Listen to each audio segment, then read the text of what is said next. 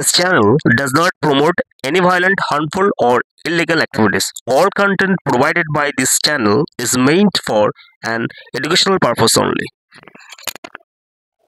All in one YouTube চ্যানেলে তোমাদের সকলকে স্বাগত। তো বন্ধুরা, আমি আমার ইউটিউব চ্যানেলে সবসময় আমরা বলে থাকি যে সোসাইটি এবং সমাজ, দেশ, রাজ্য সমস্ত মানুষরা যেন সুখে শান্তিতে বসবাস করতে পারে সেই জন্যই, এবং ভালো পথটা আমি দেখাই সবাইকে।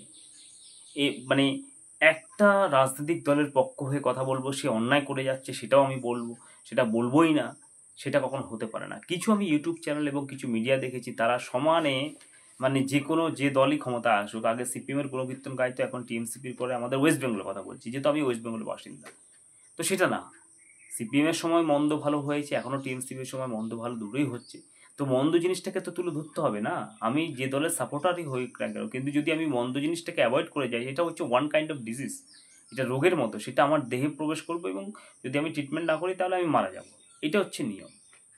কেন বলছি কথাটা বন্ধুরা, আমাদের এই রাজ্যে আমি দেখেছি যে মানুষকে শিক্ষিত যদি করে তোলা যায় তাহলে কিন্তু মানুষ একটা জায়গায় পৌঁছে যায়।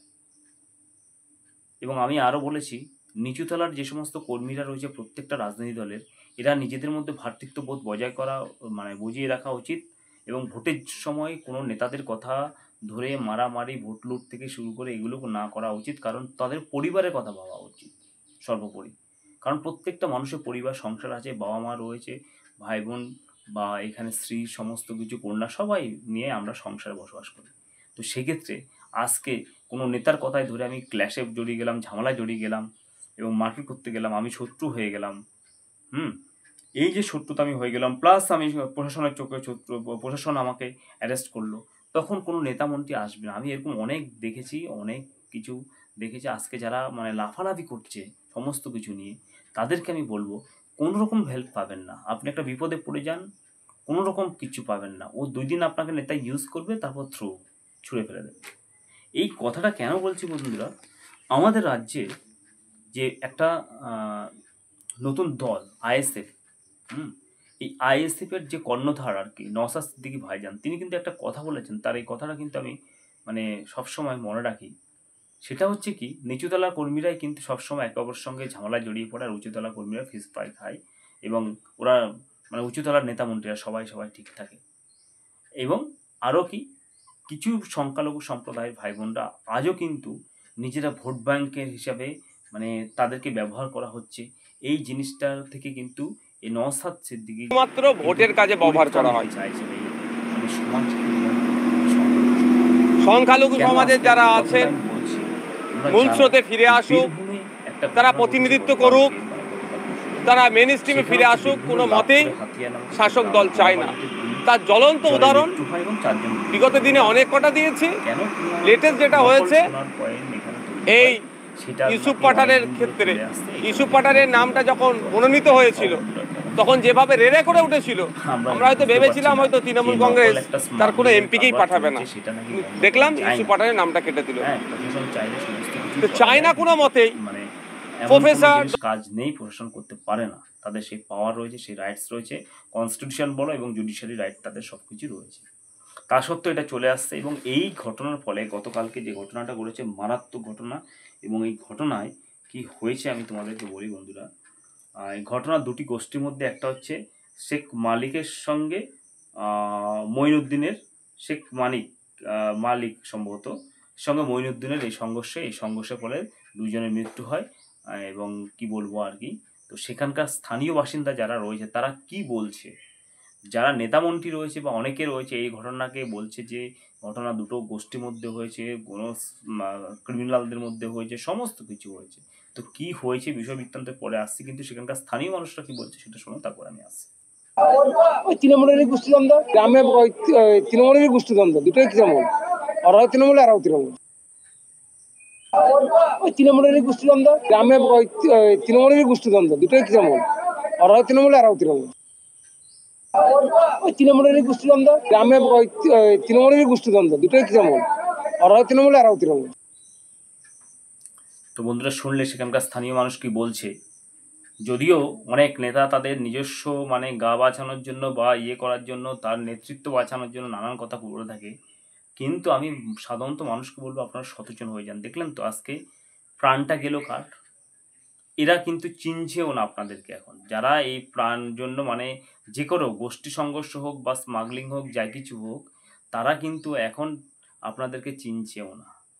তাহলে আমি মনে করি সুস্থ সবল জীবনযাপনের দিকে চলে আসুন, এসব রাজনীতি ছেড়ে সাধারণত মানুষ হিসেবে জীবনযাপন করুন, একটা কাজ করুন, কর্ম করুন, সৎ পথে ইনকাম করুন।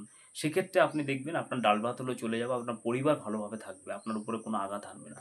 কিন্তু এই যে ২ নম্বরি কাজ, কর্ম যাই কিছু, আপনি হয়তো কোনো একটা দলের পাওয়ারের ফলে আপনি চলেন, ভাবছেন আমাকে ওই দল বাঁচিয়ে নেবে, এই হ্যান ত্যান। অন্যায় করলে কেউ কাউ বাঁচাবে না প্রথমত। দ্বিতীয়ত, যদি আপনাকে কেউ অ্যাসিওর করে থাকে যে আপনাকে বাঁচিয়ে নেবে বা এই সমস্ত কিছু, তাহলে তারা আপনাকে মিথ্যে প্রতিশ্রুতি দিচ্ছে আপনার থেকে, আপনাকে দিয়ে ভোট করিয়ে নেওয়ার জন্য বা ভোট লুট করার জন্য বা অন্য কিছু সামথিংয়ের জন্য আপনাকে কাজে লাগিয়ে মানে ভোট ব্যাংক হিসেবে কাজে লাগাচ্ছে আপনাকে, যে কোনো দলের, যে কোনো পার্টির ক্ষেত্রে, হ্যাঁ, সেটা যে পার্টি হোক। তো অর্থাৎ আমি বলবো সাধারণত মানুষকে আপনারা অন্যায় করবেন না, ক্রাইম করবেন না। ভারতের সংবিধান রয়েছে, সংবিধানকে মানুন, জুডিশিয়ারি সিস্টেমকে মানুন, অ্যাডমিনিস্ট্রেটিভকে মানুন এবং সেটা মেনে সাধারণত মানুষ হিসেবে জীবনযাপন করুন। একটা সৎ কর্ম করুন, একটা চায়ের দোকান দিন, একটা মানে কি বলবো, যে কোনো একটা দোকান দিন, যে কোনো একটা ব্যবসা করুন, ছোটোখাটো যে কোনো কর্ম করুন। সেই কর্ম বা যে কোনো একটা দোকানেই বা কাজ করুন না কেন, সেই সৎ কর্মের মধ্যে দেখবেন আপনার পরিবার শান্তিতে বসবাস করবে, আপনি শান্তিতে বসবাস করবেন। কিন্তু আজকে এই যে ঘটনাটা ঘটলো বীরভূমের, সেক্ষেত্রে 2টো প্রাণ চলে গেল তরতাজা এবং আরও মানুষ আহত হয়েছে। তাতে কিন্তু কোনো নেতামন্ত্রীদের কিছু হবে না। হয়তো আপনাদেরকে এখনও তারা চিনছেও না, ডিনাই করছে। এখন গোষ্ঠী সংঘর্ষ হিসাবে চালিয়ে দিয়েছে বা অন্য জায়গায় ক্রিমিনাল হিসাবে চালিয়ে দিয়েছে, এভাবে চলতে রয়েছে। কিন্তু সাধারণত মানুষের যে বক্তব্য আমরা শুনলাম, তাতে তো অন্য কিছু উঠে আসছে। এই তো হচ্ছে ব্যাপার বন্ধুরা। তাহলে প্রত্যেকটা মানুষকে বলবো, আপনারা এই সমস্ত রাজনীতি যারা বিদ রয়েছে, তারা হচ্ছে ব্যবসা মানুষের মতো। তারা আপনাদেরকে ইউজ অ্যান্ড থ্রো করছে, ইউটিলাইজেশন করছে এবং আপনারাও তাদের প্রলোভনে হয়ে কনভিন্স হয়ে অনেক কিছু ক্রাইম করে ফেলছেন এবং তারপরে সেই রাজনীতিবিদ আপনাকে চিনবেও না এবং চেনার কথাও নয়। কারণ বড় ক্রাইম করলে কখনো কেউ কাউকে চেনে না, অথবা খুচখাচ যদি হালকা হালকা কারোর সাথে ক্ল্যাশ হয়, বিবাদ হয়, সেটা আলাদা জিনিস।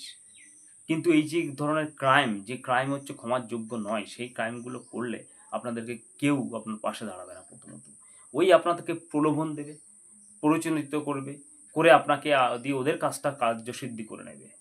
তার ফলে কি করবে, আপনি লাস্টে কিন্তু ফাঁদে ফাঁকড়ে পড়বেন বন্ধুরা। আমি আজকে কিন্তু এই কথাগুলো আপনাদেরকে কেন বলছি, আমি চাই প্রত্যেকটা পরিবার যারা মানে অসহায় সাধারণত মানুষ, সমাজের পরিবার, তারা বেঁচে যাক। আমি নেতা মন্ত্রীদেরকে মানে যারা রয়েছে, তারা সবসময় নিজের স্বার্থসিদ্ধির জন্য কাজ করে থাকে, সাধারণ মানুষকে ব্যবহার করে থাকে।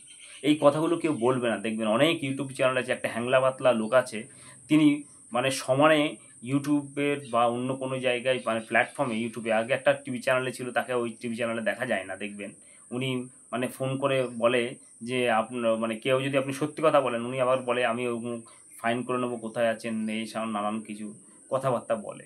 তো যাই হোক, উনি অনেক কিছু পারবে, কিন্তু এই সমস্ত লোকগুলো সমানে মিথ্যা কথা বলে মানুষকে মিসগাইড করে, এই সমস্ত ইউটিউব চ্যানেলগুলো, এগুলো মিডিয়াগুলো।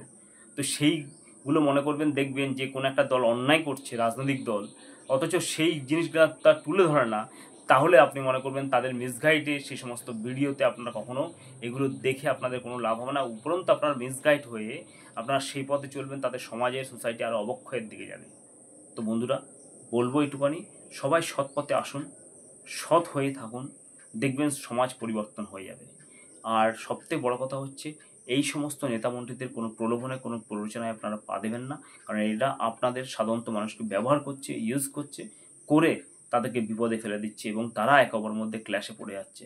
এবং সমস্ত সাধারণত মানুষ যারা যে দলে বিশ্বাসী হন না কেন, আপনারা সবাই নিচুতলার কর্মীরা একে অপরের সঙ্গে ভ্রাতৃত্ববোধ বজায় রাখবেন, ভাইয়ের মতো চলুন।